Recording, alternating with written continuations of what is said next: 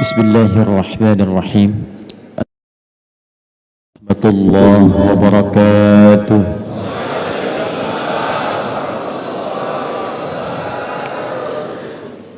Alhamdulillahilladzi aqsama bis-subhi idza tanaffas. Wassalatu wassalamu ala rasulillahi sayyidina Muhammadin alladzi ub'ida 'anil waswas wa ala alihi wa sahbihi wa dhurriyyatihi wa ummatihi ila yaumiddin wa ma khalas ba'd. Fa ya ibadallah, usi nafsi wa iyyakum bi taqwallahi faqad fazal muttaqun fala tamutunna illa wa antum muslimun. Faqala ta'ala ya ayyuhalladzina amanu taqullaha haqqa tuqatih wa la tamutunna illa wa antum muslimun. Yang saya muliakan dan terima kasih imam kita yang telah mengimami kita dalam salat subuh tadi dan membacakan Quran surah ke-89 Al-Fajr penuh sampai ayat 30. Juga di rakaat kedua disambungkan dengan Quran surah ke-93 Ad-Duha penuh dibacakan dan diakhiri kita dengan doa kunut baik untuk kita, keluarga, masyarakat, bangsa, dan juga saudara-saudari kita di Palestina. Semoga salat kita diterima oleh Allah Subhanahu wa Ta'ala. Kami hormati, kami muliakan para ulama, guru-guru kita yang menyertai keberkahan subuh ini di Masjid Al-Musabbahin. Semoga para guru kita baik di Medan juga di Sumatera Utara umumnya dijaga oleh Allah Subhanahu wa Ta'ala, diikhlaskan dalam berdakwah dan mampu membimbing umat menuju kebaikan. Terima kasih Al-Ustaz Zulfikar Hajar yang telah membersamai dan hadir subuh ini.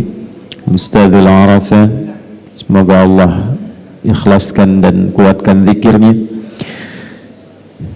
Doa kami selanjutnya untuk DKM Masjid Al-Musabbahin, Pak Jamaluddin, Pak Mukhtar Pembina, Pak Agus, Pak Nasir, dan yang lainnya. Semoga Allah berikan istiqamah dalam merawat dan memakmurkan masjid ini sehingga memberikan bekal-bekal terbaik yang dibanggakan saat kembali pulang menuju Allah Subhanahu wa Ta'ala. Yang penting bukan mewahnya, bukan banyak hadiahnya, bukan banyak jamaahnya, tapi yang penting keikhlasan kita dalam mengelola itu sehingga melahirkan penilaian baik sampai kita kembali pada Allah Subhanahu wa Ta'ala. Hari ini kita juga berbahagia Pak Wali hadir membersamai kita. Terima kasih Mas Wali Muhammad Bobi Hafid Nasution. Hadis Nabi menyampaikan akan sangat indah antara pemimpin dan rakyat itu bila saling mendoakan. Tusalluna alaihim wa yusalluna alaikum. Kita doakan mudah-mudahan Pak Wali diberikan kesehatan, hidayah dan bimbingan dari Allah Subhanahu wa Ta'ala sehingga diringankan dalam mengemban amanah yang meringankan hisab di hari kiamat insyaallah. Semoga istiqomah berada di masjid insyaallah. Hadir bersama kita alhamdulillah Pak Ijek, Pak Haji Musa Rajeksa. Ayah beliau ini orang baik, banyak jejaknya di Sumatera Utara. Saya tidak berjumpa dalam hidupnya, tapi saya merasakan keberkahan pasca wafatnya. Saya baru tahu ternyata ada anak didik kami ahli Quran pun itu diperhatikan oleh beliau. Mudah-mudahan dan ada pesan yang sangat juga cukup baik yang ditinggalkan dari jejaknya. Pak Musa mudah-mudahan bisa meneruskan kebaikan-kebaikan ayahnya yang peduli dengan Sumatera Utara. Jamaah sekalian, mengapa kita harus menunaikan salat subuh?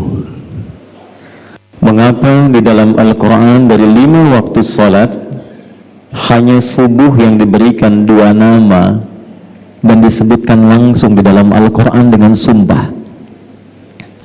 Dan mengapa dengan itu semua para para sahabat Nabi sampai berebut untuk menunaikan salat subuh dan berjamaah di masjid, sehingga seorang sosok sepuh yang bahkan matanya sudah tidak bisa melihat, Abdullah bin Abi Ummi Maktum radhiyallahu ta'ala anhu, itu sangat ditekankan oleh Nabi ketika berkonsultasi meminta kelonggaran dalam menunaikan salat subuh.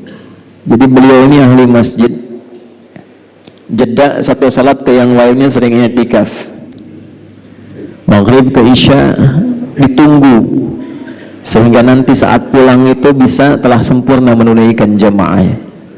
Zuhur ke asar ditunggu, tapi subuh tidak mudah karena matanya oleh Allah ditutup dari perbuatan maksiat.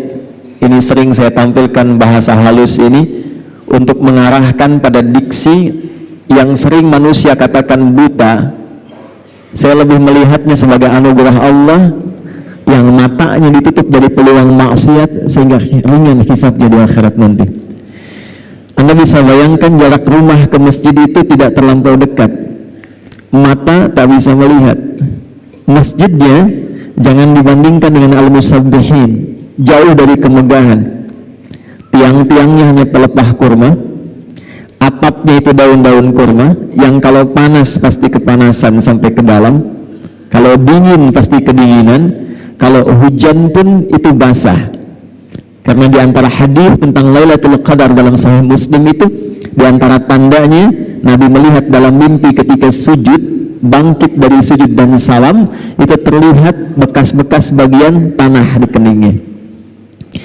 Konsultasi pada Nabi SAW, ya Rasulullah, aliyya rukhsah, atau kama qala, ya Rasulullah, boleh enggak saya diberikan toleransi untuk sholat subuhnya? Bisa enggak saya tunaikan di rumah? Kondisinya punya over, mata sulit melihat, pendamping tidak dimiliki, jarak ke masjid juga tidak terlampau ideal.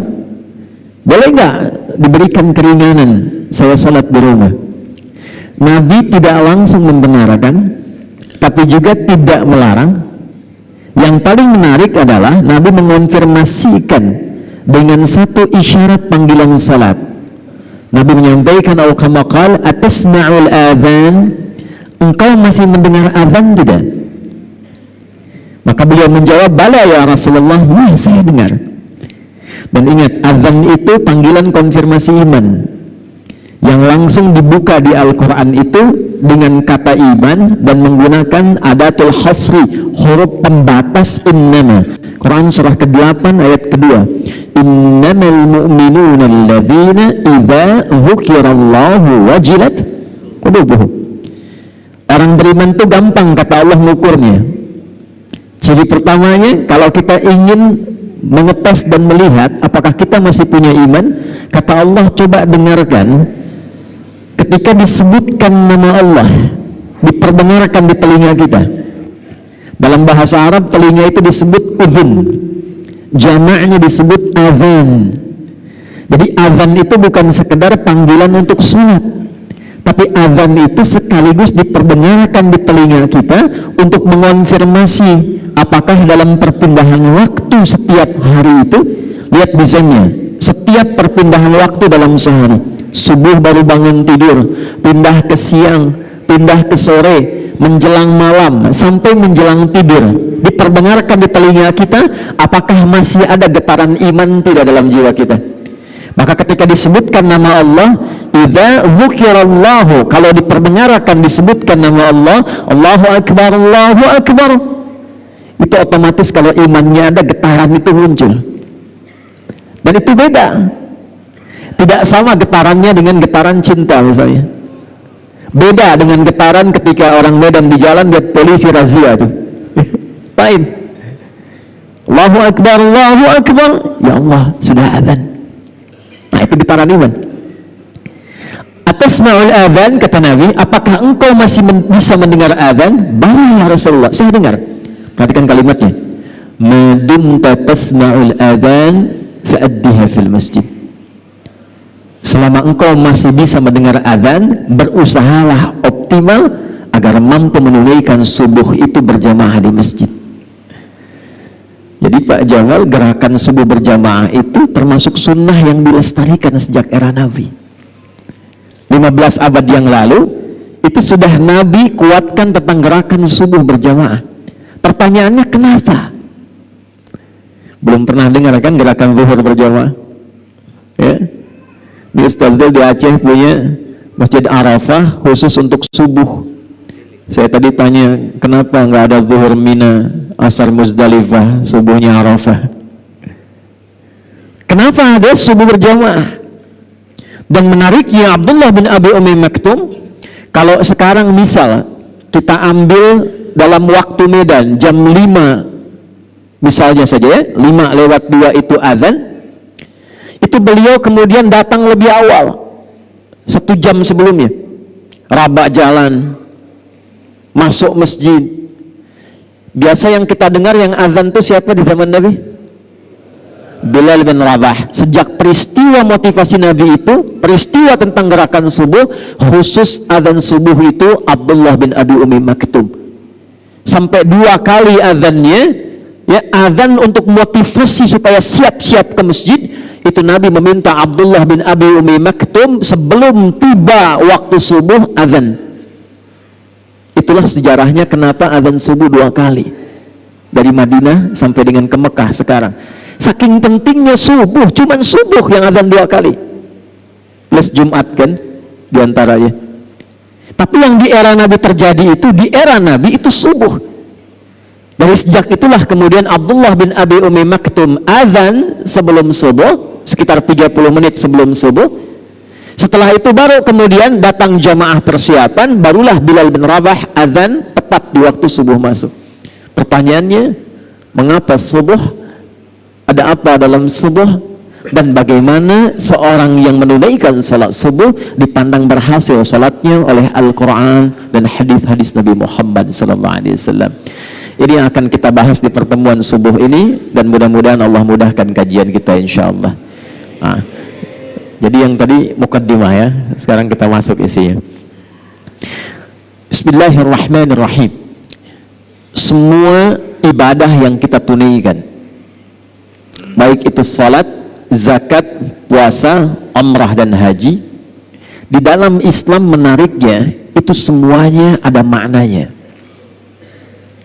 Bukan bacaan biasa, bukan gerakan biasa, dan bukan nama biasa. Kita ambil langsung dalam salat. Ini bukan dari takbir sampai salam, sekedar gerakan, bacaan, salam, tutup, selesai. Salat itu tidak hanya sampai situ, tapi ternyata dari semua gerakan dan bacaannya itu punya makna. Dan dengan makna inilah Nabi bimbing sahabat-sahabat utama sampai mereka jadi orang hebat di zamannya, di semua profesinya. Anda bisa bayangkan, dari sholat saja yang modal pakaian berbisnis itu bisa jadi orang paling kaya di zamannya. Yang saat kami riset secara serius, itu Abdurrahman bin Auf saja dikonversi ke masa kini, asetnya itu sampai 72.000 triliun dari sholat. Itu hanya mengamalkan makna berdiri.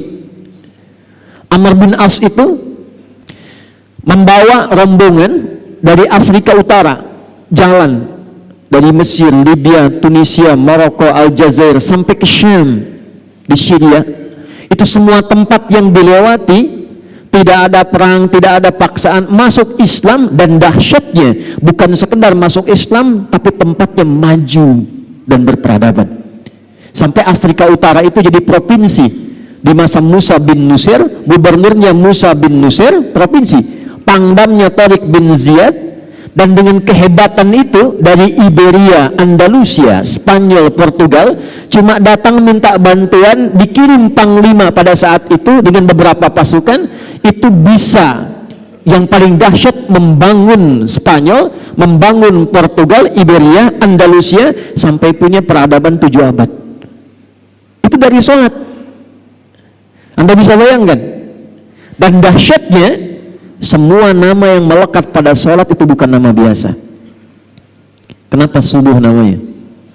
Kenapa fajar? Kenapa siang bukan sholat nahar? Padahal siang bahasa Arabnya nahar. Kenapa sholat zuhur? Kenapa sore bukan sholat masa, tapi sholat asar? Kenapa maghrib bahkan isya? Isya itu kan sholatnya malam. Kenapa bukan sholat lail, tapi sholatul isya? Dari 5 ini kita ambil satu saja, karena kita ada di waktu subuh. Hari ini kita akan ungkap nama subuh dan fajar.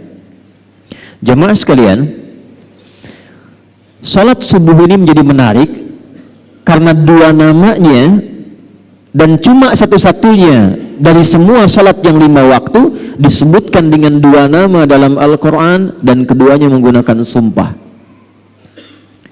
Satu, fajar, yang imam tadi kita bacakan, wal fajr walayalin ashr. Perhatikan baik-baik, nanti ada rahasia dalam surah ini. Orang yang mampu memahami ayat ini, menunaikan salat di waktu fajarnya dengan semangat fajar, Allah akan muliakan hidupnya, Allah akan bebaskan dari kefakiran, diberkahi kalau punya jabatan, diberkahi kalau punya harta, dan ditutup hidupnya dengan husnul khatimah, ditampakkan surganya sebelum wafatnya. 2, di Quran surah ke-81 At-Takwir di ayat ke-18, was-subhi idza tanaffas. Orang yang mampu memahami ayat ini, Allah akan jadikan semua aktivitasnya tertata, terukur, ringan dan sukses saat dilakukan. Ini yang menyebabkan Nabi langsung komen tentang subuh. Dan ingat, kalau Nabi sudah komen, umatnya tinggal like and subscribe. Jangan komen lagi ya. Allahumma barik li ummati fi bukuriha. Ya Allah, jika ada umatku memiliki gerakan subuh, senang ke masjid, senang menunaikan jamaah fajar, mohon sempurnakan berkahnya untuk umatku itu. Itu langsung doa Nabi itu. Baik, sehingga Nabi sebelum masuk waktu subuh, waktu fajar, diabadikan nanti dalam satu hadis yang diriwayatkan oleh sahabat junior, keluarga dekat beliau, ringkar A1 Ahlul Bait, Ibnu Abbas radhiyallahu taala anhuma. Didokumentasikan riwayat ini oleh Sunan Abu Daud dalam kitabnya Sunan Abu Daud nomor hadis 1367. Saking pentingnya subuh, Nabi persiapan dengan sempurna, merencanakan semua agenda saat bangun dari tidurnya. Kita mulai subuh. Apa itu subuh? Halo? Tiap hari sholat subuh belum tahu apa itu subuh? Ayo, 1 juta yang tahu. 2 juta. Yang ngasih Pak Wali, bukan saya. 5 juta. Ini serius. Nah, udah waktu habis. Subuh itu bukan pagi pada asalnya. Subuh itu akarnya dari kata asbah, yang berarti sesuatu yang disiapkan dengan rapi, yang berarti rencana kegiatan yang dirapikan, yang berarti planning dari aktivitas yang disiapkan. Jadi kalau orang Arab itu bertanya begini, kaifa asbahta ya akhi, bagaimana kabarmu di pagi ini, di subuh ini, maksudnya bukan tanya kondisi tubuh. Kalau cuma tanya kabar, kaifa haluk, selesai. Tapi dia tanya, bagaimana kabarmu hari ini dan kegiatanmu di hari ini? Apa yang akan kau kerjakan di jam 8 nanti? Apa yang kau lakukan di jam 9 nanti? Sudahkah engkau punya kegiatan yang tertata di pagi ini? Itu asbah. Sifat dari itu, kalau kita siapkan menjadi agenda yang terukur, yang akan kita kerjakan di setiap hari yang kita lalui, maka sifatnya berubah menjadi subuh namanya.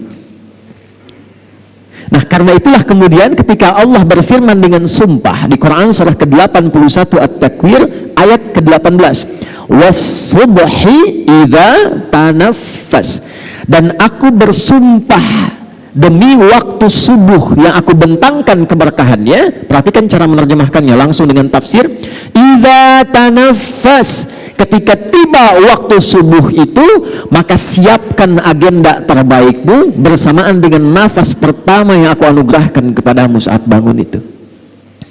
Sehingga semua alam itu sudah menyiapkan agenda terbaik untuk berbuat kebaikan. Silahkan cek. Matahari saja itu ketika mulai bertugas membelah kegelapan malam, menunjukkan kebaikan pada manusia dengan perintah Allah, dimulai dengan subuh. Tumbuh-tumbuhan, kapan mereka memberikan manfaat dan menebarkan oksigen? Itu dimulai waktu subuh. Saya waktu di Belanda kemarin, berapa waktu lalu saya di Belanda, di Utrecht, kami ditempatkan di satu villa dengan alamnya yang sangat indah, udaranya bagus, bawahnya itu kanal-kanal indah. Di Belanda itu kanalnya disambungkan ke 13 provinsi, jadi kalau macet di darat, mereka itu pakai jalur kanal, sungai. Pak, saya tes keluar sebelum subuh ke balkon, hanya untuk mengecek udara. Belum segar, Pak. Lalu saya tunggu. Begitu tiba waktu subuh, waktu Utrecht di Belanda, begitu tiba waktu itu berubah udaranya dari yang tadinya agak pengap padahal tumbuhan banyak karena masih karbon dioksida. Begitu tiba subuh, tiba-tiba berubah semua, segar, nyaman, indah. Was-subhi idza tanaffas. Anda bisa bayangkan, mohon maaf, begitu subuh tiba matahari sudah beramal saleh. Begitu subuh tiba tumbuhan sudah beramal saleh. Begitu tubuh tiba, hewan sudah beramal saleh, ayam sudah berkokok, binatang sudah bertasbih. Mereka sudah punya giat, rencana kegiatan yang disiapkan, dan mereka tidak dihisab. Dikembalikan kepada umat Nabi Muhammad SAW.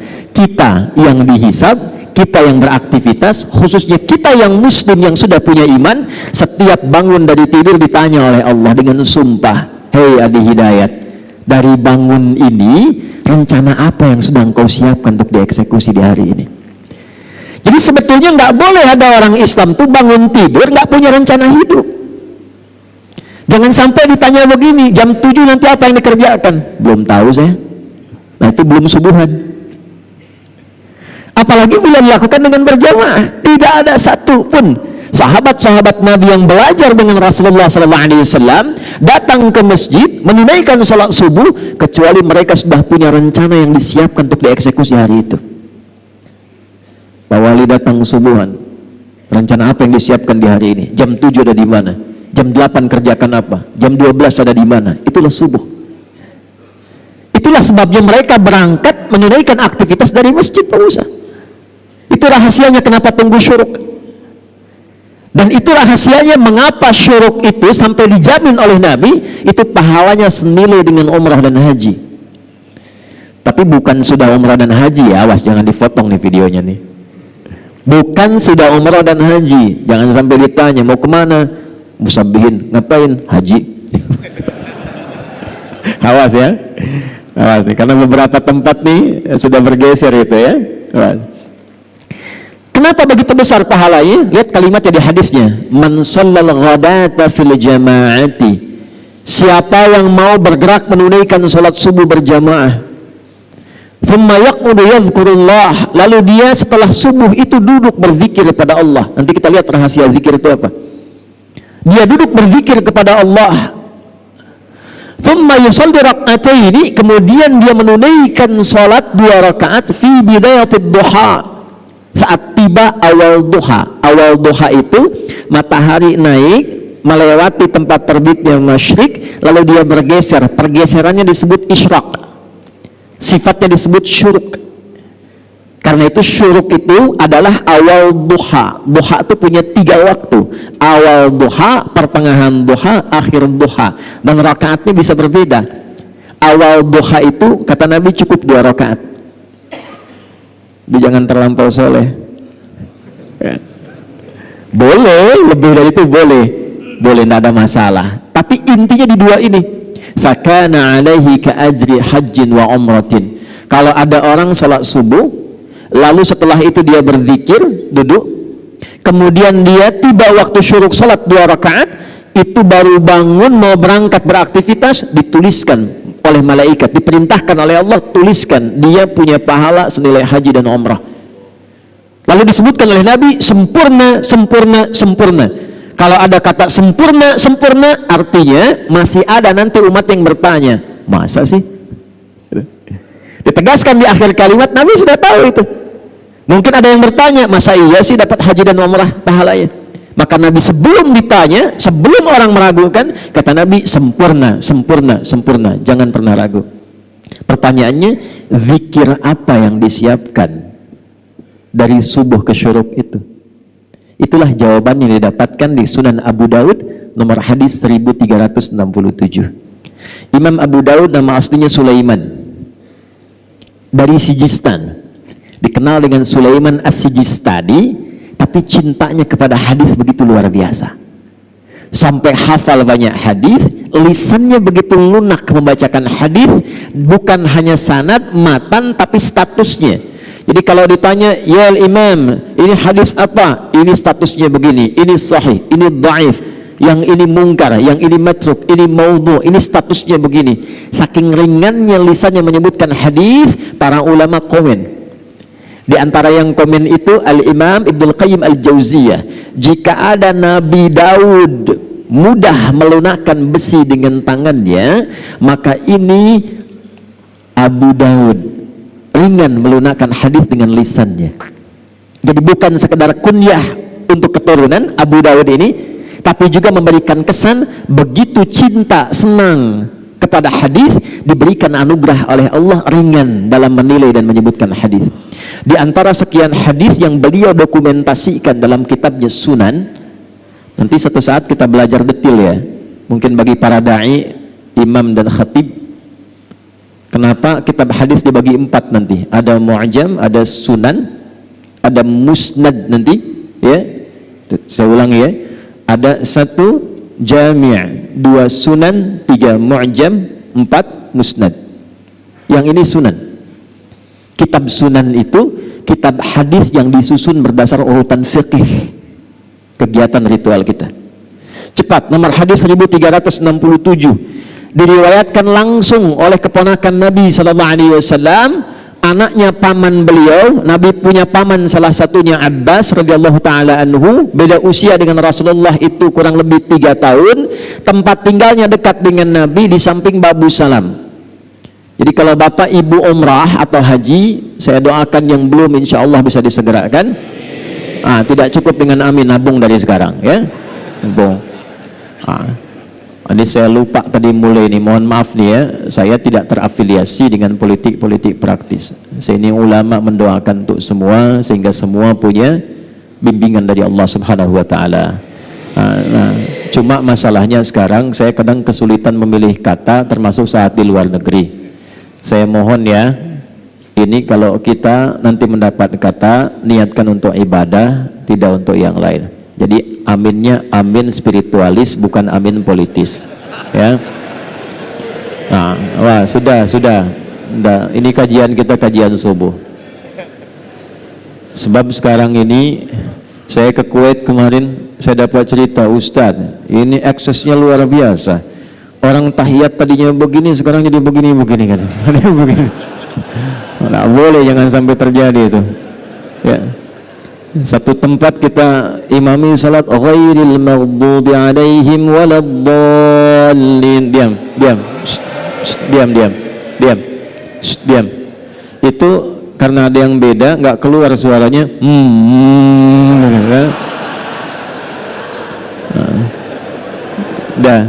Kita balik lagi.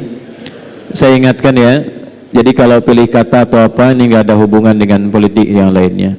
Posisi saya jelas, saya mendoakan dan memberikan bimbingan. Ulama itu paku bagi bangsa, supaya semua dapat hidayah. Kita nggak tahu siapa yang Allah pilihkan. Diam. Kalau enggak saya selesai ya, saya serius, karena ini masjid untuk ibadah. Niat kita kesini untuk ibadah, bukan yang lain. Kalau mau politik di luar, ingat ya, saya ingin semua diikhlaskan oleh Allah, sehingga siapapun yang terpilih Allah tetapkan diberikan hidayah oleh Allah Subhanahu wa taala ya. Ibnu Abbas itu tempatnya di belakang pintu As-Salam, Babus Salam.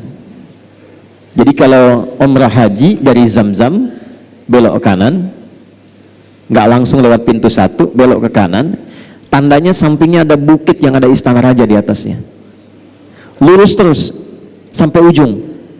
Di begitu belok ada pos security, CCTV 1 warna putih yang jaga 2 orang, lurus kanannya ada kipas angin tuh, sampai ujung ada 35 kipas angin itu.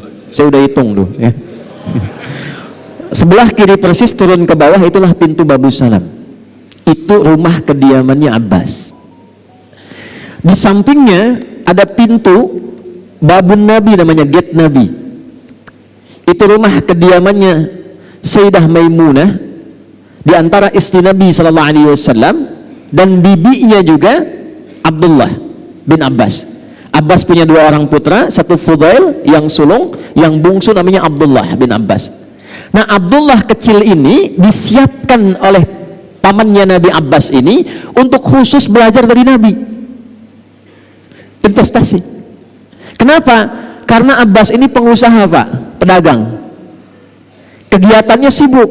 Tapi maaf, sesibuk-sibuknya itu akhir pekan atau waktu luang masih bisa ngaji dengan Nabi.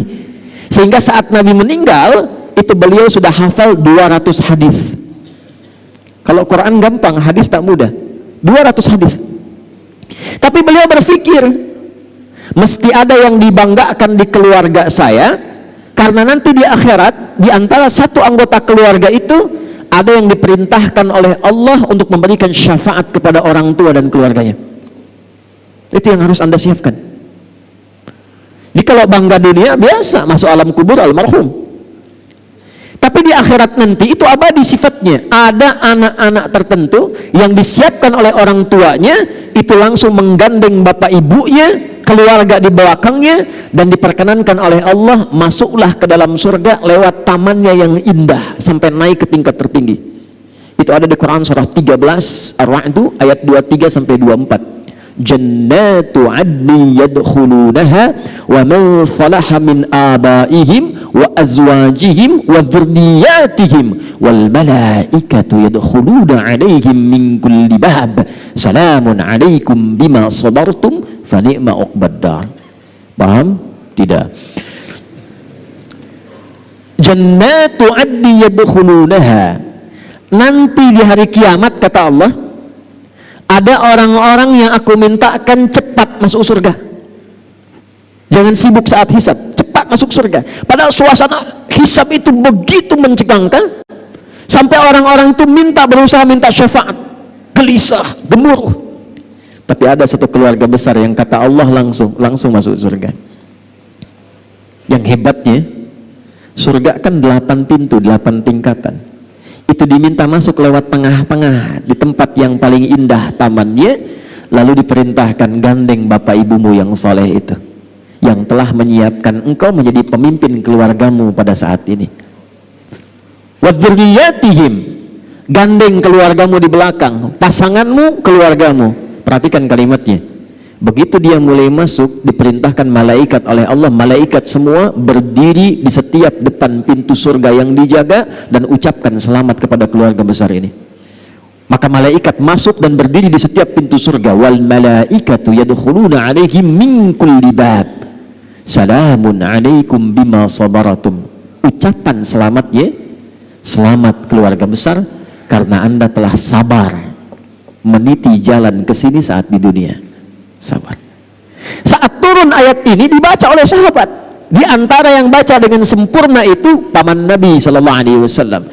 Beliau seorang pedagang, beliau pekerjaannya sibuk, kadang juga merantau, walaupun sesekali masih ikut kajian Nabi.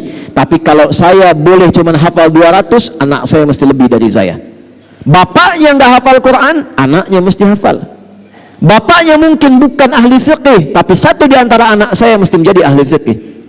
Maka disiapkanlah Abdullah kecil ini yang usianya dari sejak dini 2 tahun, 3 tahun disimpan di majlis Nabi. Ketika anak ini dari kecil disimpan di majlis Nabi, tumbuhlah cintanya pada Rasulullah SAW. Kemana-mana ikut Nabi, penasaran dengan Nabi. Di antara saking penasarannya, beliau ingin tahu bagaimana bangun tidurnya Nabi sebagai persiapan subuh. Jadi hadis ini diriwayatkan oleh anak kecil yang belum balik, saking cintanya dengan Nabi. Dan kelak nanti ketika Nabi meninggal, bapaknya Abbas tadi, bapaknya Abdullah hafal hadis 200, anaknya hafal 2000 hadis. Di antara hadis yang beliau hafalkan adalah apa yang akan saya bacakan ini. Qala an Ibnu Abbas radhiyallahu taala anhuma qala, hadis riwayat Ibnu Abbas. Ini tolong catat baik-baik ya, ini rumus dalam hadis. Kalau Bapak Ibu teliti baca hadis, kalau ada jasa ayah kepada anak dalam mendidik, itu nama anak nggak pernah disebutkan dalam riwayat hadisnya. Yang disebutkan bapaknya. Pernah dengar Ibnu Umar? Pernah dengar Ibnu Abbas tadi? Yang kita tahu kan Ibnu Abbas, Ibnu Umar.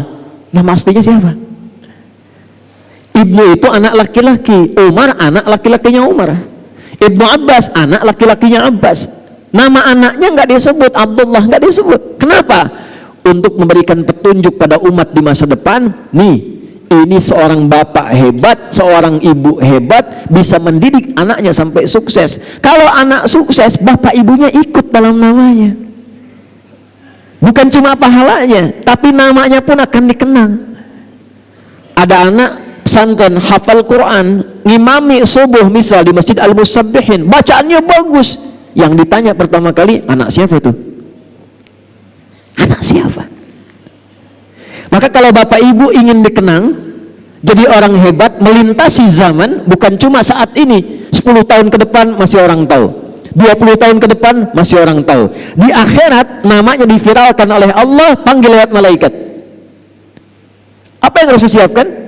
Investasikan satu di antara anak itu menjadi anak yang baik, yang dekat dengan Allah Subhanahu wa ta'ala. Maka Ibnu Abbas mengatakan dari hasil pendidikan ayahnya, perhatikan kalimatnya. Kana Nabi sallallahu alaihi wasallam, adalah kebiasaan Nabi sallallahu alaihi wasallam jika bangun di malam hari sebagai persiapan subuhnya. Fajalasa, duduk dulu. Kata Ibnu Abbas itu kalau beliau itu bangun tengah malam lebih sedikit atau pas atau kurang sedikit. Saya konversikan ke waktu Indonesia, kurang lebih patokannya jam 2 lah. Lewat sedikit, mungkin 2/4, setengah 3, atau kurang sedikit setengah 2. Itu kebiasaan Nabi bangun. Jadi saking pentingnya subuh, disiapkannya oleh Rasulullah bangunnya sebelum subuh. Saking pentingnya subuh. Dan jadi kebiasaan, kata Ibnu Abbas. Apa yang dilakukan oleh Nabi? Maka saat bangun itu beliau duduk dulu. Ini sunnah. Jadi bukan bangun langsung baca doa, bukan. Ya, bangun tuh duduk dulu. Dalam duduk itulah dibiarkan dulu darah mengalir, tenang dulu. Yang kedua, famasaha biyadihi min athari naumi. Beliau kemudian menggunakan bagian tangannya yang bersih untuk menghilangkan bekas kantuknya.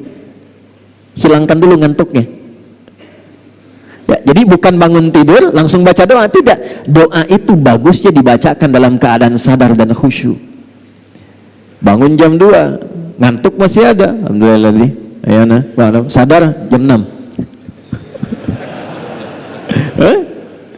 Sadar dulu. Karena doa itu ketika dipanjatkan dalam keadaan sadar, diiringi dengan hati yang khusyuk, seketika jawaban muncul. Minimal ada getaran hati, ada ketenangan, konfirmasi dalam jiwa kita. Maka apa yang terjadi?